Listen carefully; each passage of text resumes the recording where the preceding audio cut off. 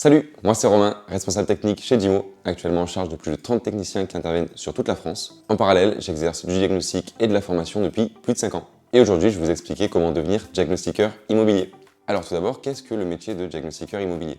Aussi appelé opérateur de diagnostic immobilier ou encore technicien en diagnostic immobilier, c'est un métier d'expertise qui consiste à établir un constat sur l'état d'un bien immobilier. Concrètement, on va venir réaliser le contrôle technique de votre bien si vous souhaitez le vendre ou le louer. On peut aussi être amené à intervenir dans le cadre de recherche de matériaux dangereux. C'était par exemple effectuer des travaux ou de la démolition sur votre bien. Alors c'est un métier récent puisqu'il est né en 1996 suite à des obligations réglementaires en immobilier. La loi stipule que tout propriétaire doit procéder à des diagnostics avant toute transaction. Nous allons donc intervenir avant la vente, la location ou des travaux dans votre bien. Tout ceci dans le but de protéger les personnes, les biens ainsi que l'environnement. Ce métier nécessite des compétences en énergétique, en électricité, gaz, plomb, amiante et tout ce qui est pathologie du bâtiment. Concrètement, il va falloir avoir des connaissances dans de nombreux domaines qui vont concerner chaque diagnostic immobilier. On est souvent comparé au médecin généraliste du bâtiment. Il va aussi falloir avoir une gestion de son équipement puisque le technicien va disposer d'une tablette avec un logiciel très complet ainsi que des outils pour réaliser des diagnostics comme par exemple la machine plomb qui contient une source radioactive et qui permet de détecter le plomb dans les peintures, mais aussi la machine électrique qui permet d'effectuer des tests dans le tableau, ou encore tout ce qui est protection, les EPI qui nous permettent par exemple d'effectuer des prélèvements en amiante. À la suite de chaque intervention, l'opérateur doit réaliser un rapport d'expertise extrêmement précis et détaillé, tout ceci dans le but que le rapport soit complètement explicite. C'est un métier très complet qu'il est possible de réaliser en tant qu'indépendant, mais aussi en tant que salarié. Alors pourquoi devenir diagnostiqueur immobilier? C'est un métier qui présente divers avantages. Premièrement, on intervient dans un marché qui est dynamique, puisque c'est dans le marché de l'immobilier. En 2021, on a connu une hausse des ventes des biens immobiliers de 67,5%. Et concrètement, plus il y a de ventes en immobilier et plus il y aura de diagnostics à réaliser. C'est aussi un métier qui répond à un fort besoin. Aucune transaction immobilière n'est possible sans diagnostic immobilier. En plus de ça, les lois évoluent et de nouveaux diagnostics apparaissent. C'est pourquoi le domaine du diagnostic recrute énormément. Pour finir, c'est un métier qui est très plaisant puisque finalement vous allez vous déplacer de bien en bien, rencontrer plusieurs clients dans la journée. Vous êtes complètement autonome et indépendant. C'est un métier qui va améliorer les performances d'un bien, notamment au terme d'isolation, de chauffage et de consommation d'énergie via le DPE. Ensuite, si vous êtes sensible à la sécurité des personnes, tout ce qui est diagnostic électrique, gaz, amiante et plomb, ça va permettre de notifier des anomalies et de conseiller pour pouvoir les réparer. Mais alors, que faut-il faire pour devenir opérateur de diagnostic immobilier? Il vous faudra passer par une période de formation, puis se présenter à des sessions de certification pour chaque domaine de diagnostic. Donc vous devez être certifié pour le DPE, les termites, le plomb, l'amiante, le gaz et l'électricité. Sans ces certifications, il vous est impossible de devenir diagnostiqueur immobilier. Mais avant cela, il va aussi vous falloir des prérequis en termes d'expérience ou de diplôme. Il va falloir donc soit disposer de 3 ans d'expérience dans le bâtiment, soit un diplôme équivalent à un bac+2 en bâtiment. Si vous disposez ni de l'un ni de l'autre, la formation sera un petit peu plus longue puisque vous allez devoir faire une validation des acquis pour finalement passer les certifications. En moyenne, il faut compter 6 mois entre le début de la formation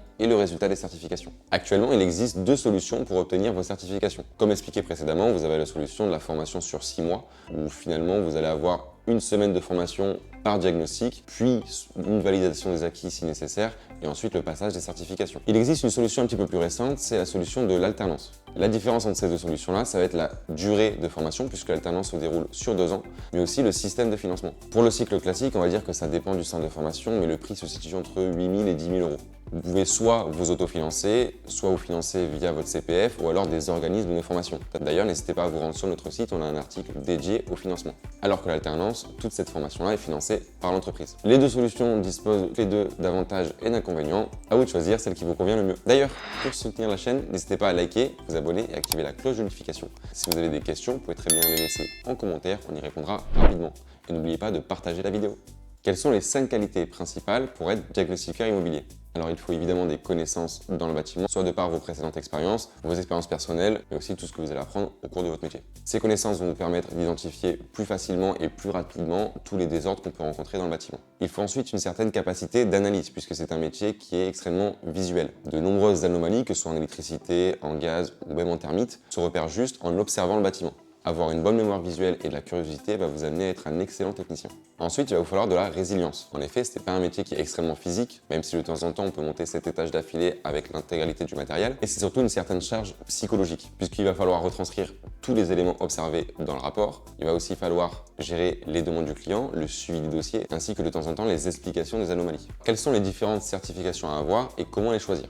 Alors ce qu'il faut savoir, c'est qu'il va y avoir des certifications presque obligatoires dans le sens où si vous souhaitez réaliser des diagnostics immobiliers et des diagnostics complets, il va falloir être certifié sur tous les diagnostics obligatoires. Vous allez donc devoir être certifié sur le DPE, l'amiante, l'électricité, le gaz, les termites et le plomb. Ensuite, il existe des mentions à certaines certifications qui vont vous permettre d'exercer des missions un petit peu plus différentes. Comme par exemple le DPE mention, il permet de réaliser un DPE sur du tertiaire, donc des bureaux ou du commerce.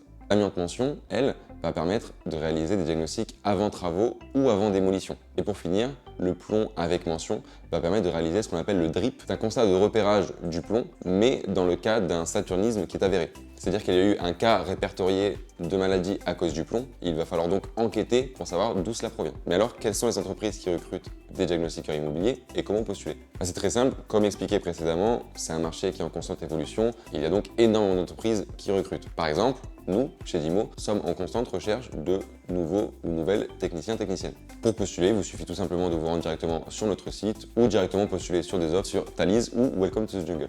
Alors pour ce qui est du salaire, ça va évidemment fluctuer en fonction des entreprises et de votre expérience, mais disons que le salaire annuel brut se situe entre 25 et 35 000 euros. La rémunération repose aussi sur une part de variable qui peut être soit sur la production, soit sur une part du CA réalisé par l'employeur. Il peut aussi y avoir, en fonction des entreprises, une prime d'intéressement. Toutes ces primes-là vont augmenter significativement les revenus du diagnostiqueur immobilier. En dehors de la rémunération, il y a évidemment des avantages, comme par exemple la voiture de fonction, téléphone de fonction, ou encore tout ce qui est équipement, tablette, panier repas. Tout cela va dépendre des entreprises. En tout cas, je me ferai un plaisir de vous expliquer lors de l'entretien tout ce qui est avantages, rémunération et fonctionnement de l'entreprise. Pour finir, quelles sont les évolutions du métier? Alors pour le coup, il y a évidemment des possibilités d'évolution de poste. Vous pouvez très bien passer responsable secteur ou même référent technique. Mais il y a aussi des évolutions de compétences. C'est-à-dire que vous pouvez très bien arriver dans une entreprise avec uniquement les certifications classiques et au fil du temps, l'entreprise peut vous proposer de passer les mentions de certaines certifications ou alors même vous former à des diagnostics tels que le DTG, les calculs de tantième ou la mise en copropriété. Et voilà, cette vidéo est terminée. J'espère qu'elle vous a plu et qu'elle vous a bien renseigné. Si cela vous intéresse, vous pouvez aussi postuler directement via notre site ou sur Welcome to the Jungle et Thalys. N'hésitez pas à liker, vous abonner et activer la cloche de notification. Si la vie d'entreprise et les actualités immobilières vous intéressent, vous pouvez aussi nous suivre sur tous nos réseaux, Facebook, Instagram, LinkedIn, TikTok. Prenez soin de vous et à bientôt chez Dimo.